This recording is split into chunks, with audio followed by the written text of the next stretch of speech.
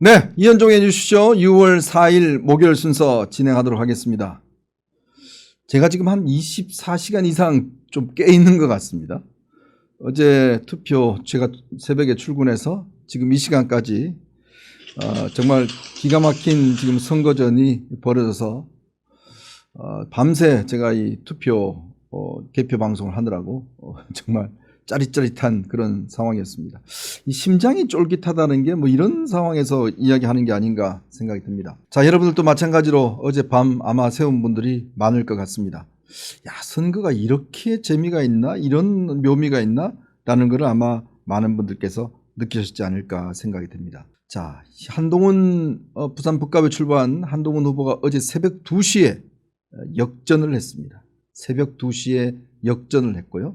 그리고 조금 전 서울시장 오세훈 후보도 역전을 했습니다. 오세훈 후보도 정은호 후보에게 역전승을 거뒀습니다. 참 이 선거라는 게 피가 말린다는 게 아마 이럴 때 쓰는 게 아닌가라는 생각이 듭니다. 원래는 오늘 조간신문에는요, 이재명 정부 더불어민주당의 선거 압승, 지방 권력도 차지했다, 이런 제목으로 나갔었는데 저희 오늘 석간의 제목은 완전히 바뀌었습니다. 절반의 성공, 그리고 핵심 지역에서 패배, 이런 것들로 지금 중심이 되어 있고요. 특히 이 지금 잠실 일부 지역에 있던 이 투표용지 부족 사태, 이게 꽤 지금 논란이 커지고 있는 그런 상황입니다. 세상에 대한민국이라는 나라에서, 이 대한민국 나라가 선진국인데요, 어떻게 투표용지가 부족해서 투표를 못하는 이런 지금 일들이 벌어지는 것인지, 도대체 선관위가 그동안 이렇게 두드려 맞고도 이런 일을 버젓이 벌인다는 거 참 도저히 상식적으로 용납할 수 없는 일이라고 생각이 듭니다. 오늘 그래서 이런 소식들을 여러분에게 좀 차근차근 정리를 해드리도록 하겠습니다. 참 선거란 게 그렇습니다. 저는 항상 선거를 보면서 민심은 역시 위대하다라는 생각을 많이 합니다. 우리가 그럴 것이야, 당연할 것이야 라고 하는 것이 실제로 선거에 가보면 정반대의 결과가 나타나는 경우도 있고, 혹자는 이번 선거를 하면서 한동훈 후보가 부산 북감에 내려갈 때 10%도 못 얻을 것이다, 결국 패배한다, 그리고 결국 무소속은 한계가 있다 라는 이야기를 정치 전문가들이라는 사람들이, 많이 전문가들이 이야기를 했습니다. 근데 저는 그렇게 이야기를 했습니다. 충분히 가능성 있다라고 이야기를 했습니다. 근데 제가 막연한 감으로 그런 말씀을 드리는 건 아닙니다. 정치를 분석하고 평론할 때는 객관적인 데이터가 일단 중요합니다. 자, 이 사람이 갔을 때 어느 정도의 지지와 이런 걸 받을 수 있는지에 대한 객관적인 데이터를 우리가 중요시해야 되고요. 또 하나는 전국 상황에 대한 구도를 정확하게 봐야 될 겁니다. 그리고 제일 중요한 것은 그것을 하는 이 당사자, 즉 후보의 결의와 의지가 얼마나 있는 것인지, 그리고 그 주변에 있는 이를 도와주는 사람들의 열정이 얼마나 조합되는 것인지, 그런 것들을 객관적으로 봤을 때에만 정확한 논평을 할 수가 있을 것 같습니다. 근데 정말 이번에 선거를 앞두고 아마 여러분들이 많은 정치 전문가 유튜버들이 쏟아낸 이 전망을 보면 한동훈은 절대 안 돼 라는 이야기를 많이 들으셨을 겁니다. 근데 결과는 어떻게 됐습니까? 기적, 글쎄요, 어떤 사람들은 기적이라고 그러지만 저는 기적이라고 보지 않습니다. 당연한 결과였다고 보여집니다. 왜? 그만큼 노력을 했기 때문에. 노력은요, 결코 배신하지 않습니다. 정말 그만큼 모든 것을 갈아 넣어서 선거전을 펼쳤기 때문에 결국은 승리한 것입니다. 이걸 그냥 기적이라는 말로 그냥 얼버무려서 합리화해서는 안 될 것 같습니다. 그만큼 피와 땀이 여기 있었기 때문에 결국 승리한 걸로 보여집니다. 정말 이 수보의 승리는 한 사람의 노력만은 되지 않습니다. 그 많은 분들이, 자원봉사자분들이 제가 보니까요, 정말 이분들이 어디 뭐 다른 데서도 가시고 하셔서 그 90도로 고개를 숙이고 인사하시는 모습을 보면서 정말 12시까지 누가 보나 안 보나 하는 모습을 보면서 저는 선거가 끝났다라고 생각했는데, 사실 이게 또 이번 선거가 보면요, 대기업 2개하고 싸우는 격이잖아요. 스타트업 기업이 큰 대기업 2개하고 싸우는 거기 때문에 이거는 뭐 거의 불가능에 가깝습니다. 한 사람하고 싸워도 힘든 판에 대기업 2개, 즉 민주당과 국민의힘이라고 하는 대기업 2개하고 싸운다는 거는 이거는 거의 불가능한 일이거든요.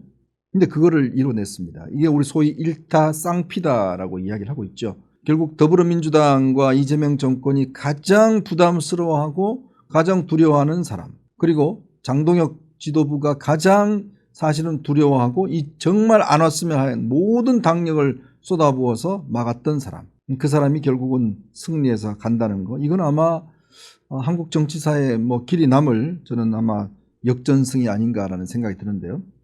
어제 아마 투표 이렇게 개표 보시면 알겠지만, 즉 그래프 한번 볼까요? 어제 이제 개표 상황을 쭉 보면 초반에는요 꽤 차이가 났습니다. 어제 사실은 이제 이 엑스폴 즉 출구조사가 방송 3사는 1%가 뒤졌습니다. 근데 반대로 JTBC 조사는 10% 가까이 한동훈 후보 이겼어요. 정말 정반대의 조사가 나오다 보니까 이게 도대체 뭐가 맞느냐라는 걸 이제 이야기를 했었는데, 아까 우리 김혜란 변호사가 이야기를 했지만 여기에 사전투표를 먼저 깠습니다. 사전투표를 깠는데 사전투표에서는 한동훈 후보가 뒤졌어요. 근데 아시겠지만 사전투표에서는 절대적으로 사실은 하정우 후보가 앞섭니다. 한 55대 한 20 뭐 이 정도로 앞서는데, 그러니까 한동훈 후보가 선전을 한 거죠. 즉 50점에 30점 정도 되면 그나마 사전투표에서 무너지지 않고 선전을 하는 그런 결과입니다. 자, 그렇게 사전투표를 하다 보니까 결국 이제 나중에 본투표에 가서는 꽤 괜찮은 성적들을 나오는데, 이게 이제 제가 어제 이 방송을 하면서 사실 아까 김혜란 변호사 이야기했지만 제가 캠프로부터 전달받은 게 한 12시쯤 돼서 이긴다 이런 이야기를 전달받았어요. 그건 뭐냐면 이제 본투표가 딱 까지기 시작하는데 격차가 점점 줄어들고 있다라는 소식들이 들어와서, 왜냐하면 이게 좀 늦게 전달되는 게 투표 현장에서는 검표 과정을 거칩니다. 그러니까 참관인들은 미리미리 알죠. 캠프는 사실은 결과를 미리 알고 있었죠. 그러다가 이제 본격적으로 검표가 끝나서 이 결과가 새벽 2시부터 시작해서 뒤집어지기 시작하면서 결국 당선이 확정된 그런 결과였습니다. 한동훈 후보가 당선되자마자 이런 이야기를 했습니다. 한동훈 후보의 당선 소감을 한번 볼까요? 북구를 발전시키고 보수를 재건하겠다. 이게 그동안 쭉 해왔던 이야기고, 이재명 정권의 폭주를 제어해서 대한민국의 균형추를 맞추겠다. 늘 이제 이야기를 했습니다. 이 세 가지, 북구를 발전시키고 보수를 재건하고 이재명 정권의 폭주를 제어하겠다. 이거를 끊임없이 반복적으로 이야기를 해왔죠. 그러다 보니까 이제 이게 많이 전파가 된 것 같습니다. 결국 이게 한동훈 후보의 승리는 제가 아까 일타 쌍피라고 말씀을 드렸는데, 결국은 북구에 대한 발전 것도 있지만 보수를 재건하겠다는 것과 이재명 정권을 견제하겠다는 것, 이거 자체가 이제 가장 핵심적인 원인이었던 것 같습니다. 저는 한동훈 후보의 이제 이 승리한 배경을 이렇게 분석을 합니다. 사실 한동훈 후보가 처음 내려갈 때 서병수 당협 그때 위원장을 제일 먼저 만났잖아요. 그때 서병수 위원장이 조언해 준 게 있어요. 이 북갑은 스킨십이 중요하다. 딴 데와는 다르게 노령 인구가 많고 하기 때문에 전재수가 여기서 이길 수 있었던 원인은 스킨십을 그렇게 많이 했기 때문에 여기서 이길 수 있었다. 무조건 여기서는 스킨십을 많이 해야 된다라는 조언을 받았다고 그래요. 그래서 5월 4일 날 바로 내려가자마자 그때부터 계속 구포시장을 하루에도 몇 번씩 가면서 악수하고 고개 숙이고 사람들 손잡아주고, 아마 대략 이번에 득표한 것보다 더 많은 아마 악수를 했을 거예요. 그리고 이제 셀카도 찍어주고 이런 것들을 반복적으로 했는데, 초기의 메시지가 뭐냐면 나 북갑에 뿌리 내리겠다. 북갑에서 죽겠다. 이런 이야기 했어요. 그러니까 그만큼 너 혹시 지금 서울에 잘 나가는 뭐 대선 후보라고 그러는데 우리 이용하고 가는 거 아니야? 라는 불신감들이 꽤 있었거든요. 그거를 불식시키는데 초반기 전략을 많이 썼습니다. 그러다가 이제 어느 정도 한두 번 만나면서 북갑 주민들이 마음을 열기 시작하면서 그 메시지에 집중을 한 거죠. 그러면서 이제 친근한 동네형 이미지 만들기. 그러니까 특히 이제 초, 중, 고생들과 굉장히 친하게 지내면서 쇼츠를 많이 올리고, 그때 보면 여러분 아시겠지만 이 섀도우 복싱하는 학생이라든지 또 희수네, 희수가 이제 이 좀 장애가 있습니다. 그러다 보니 희수 어머니의 이야기를 들으면서 희수의 어떤 문제점들을 이야기를 하니까 희수가 너무 좋아했다고 그래요. 그리고 가장 앞거는 바로 이 찰밥 할머니에 대한 스토리겠죠. 연세가 많이 드신 이 찰밥 할머니가 한동훈 후보를 위해서 매일같이 밥을 해서 기다렸다는 거 아니겠습니까? 그래서 한동훈 후보가 찾아갔을 때 본인이 해준 찰밥과 김치 이런 거를 노점에서 그냥 주신 거예요.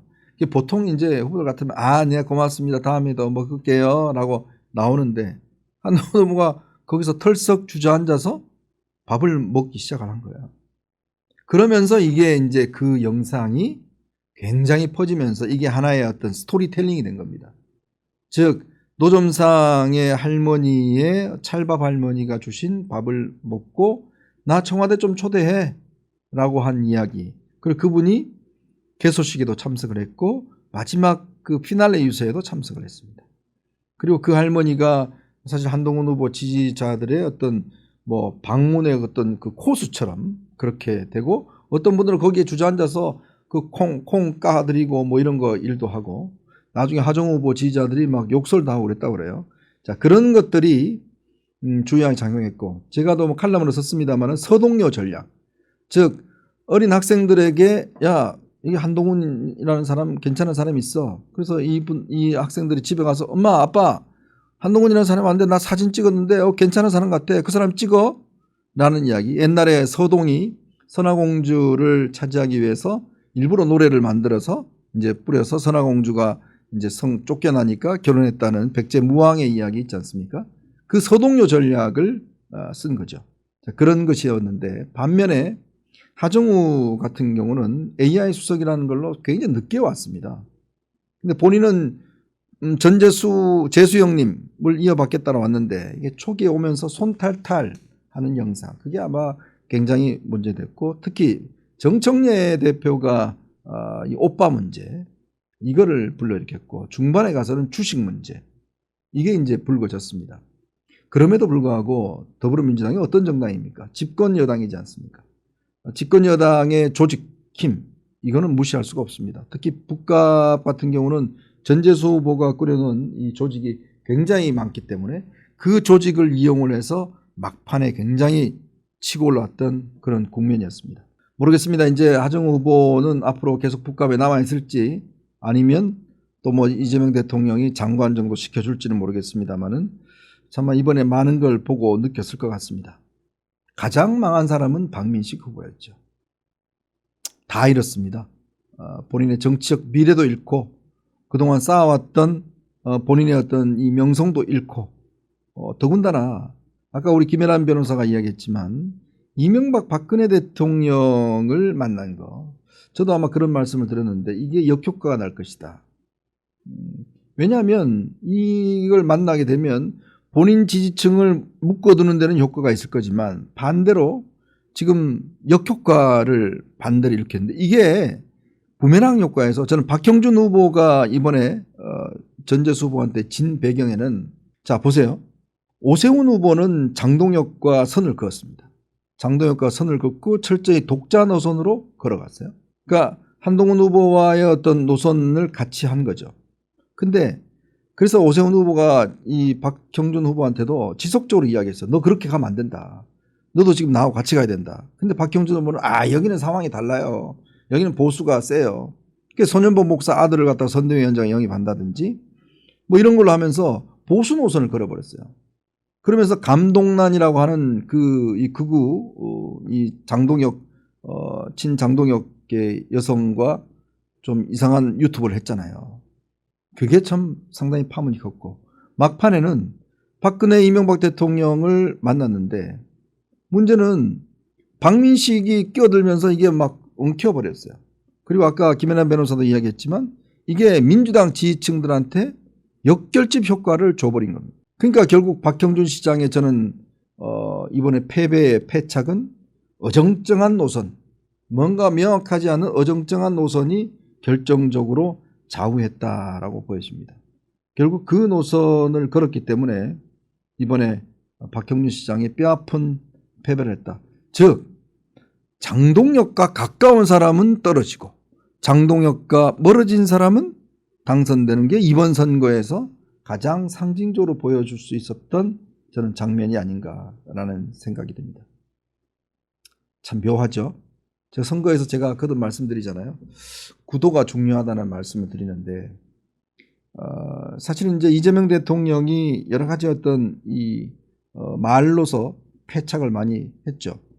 자, 그럼에도 불구하고 아까도 이제 말씀을 드렸지만 결국 저쪽을 결집시키는 효과가 더 커져 버린 거예요.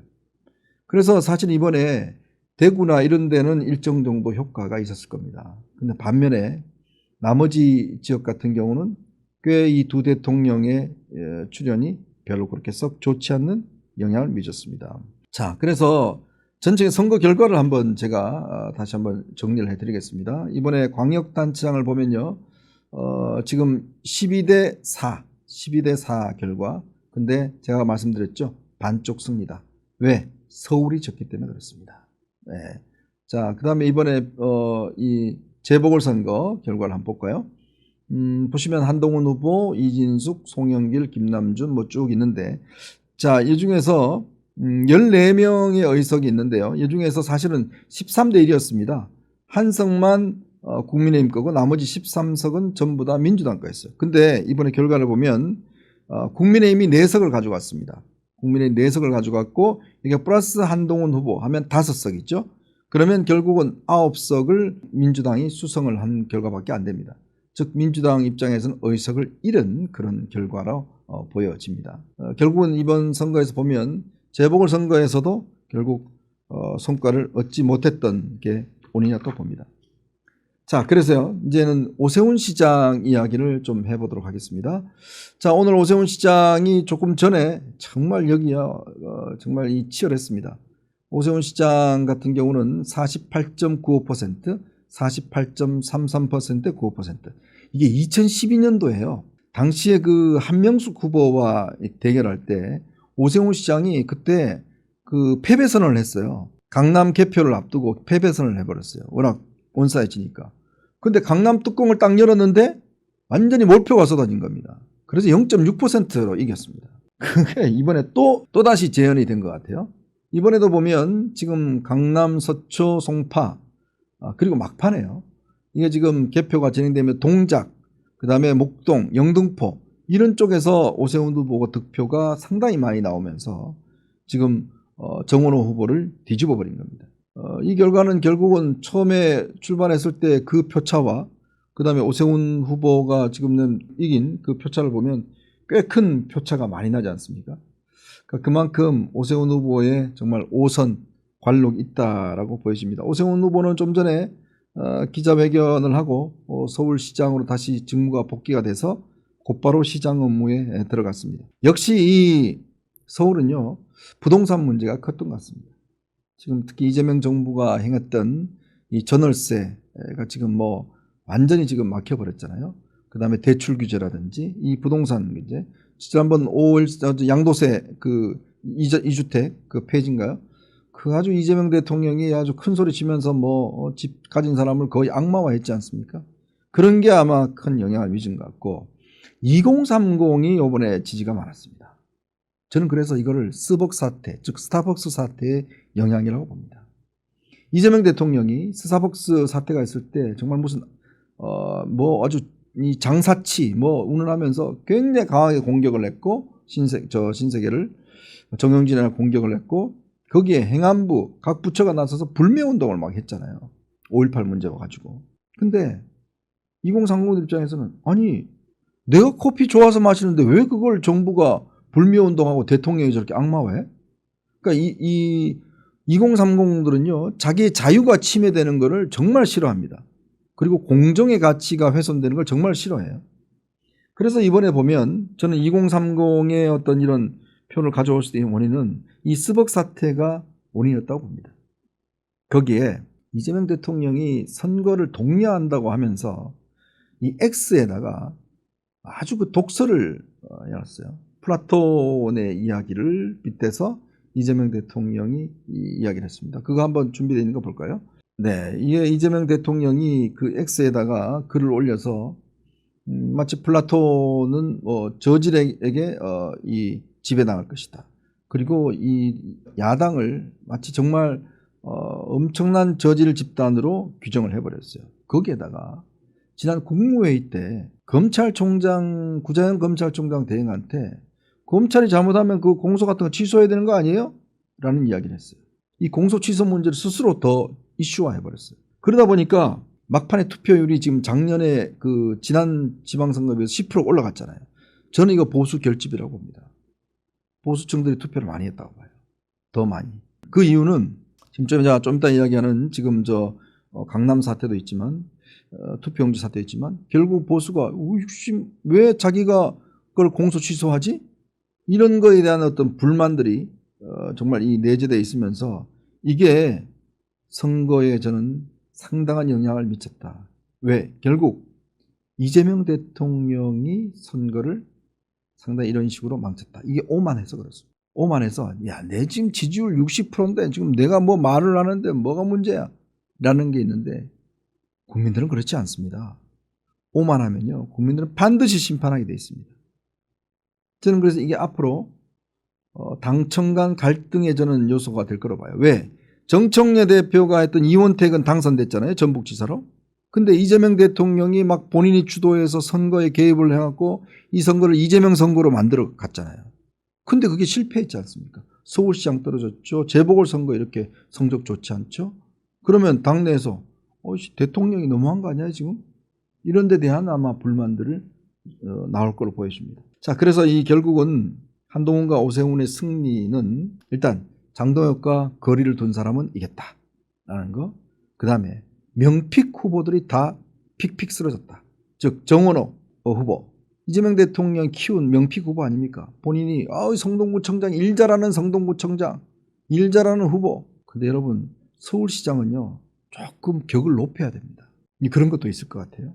자, 거기에다가 보수가 재건돼야 된다는 이 민심이 강력했던 것으로 보여집니다. 그리고 차기 대선에 관련된 대선 주자는 그래도 살려놔야 된다.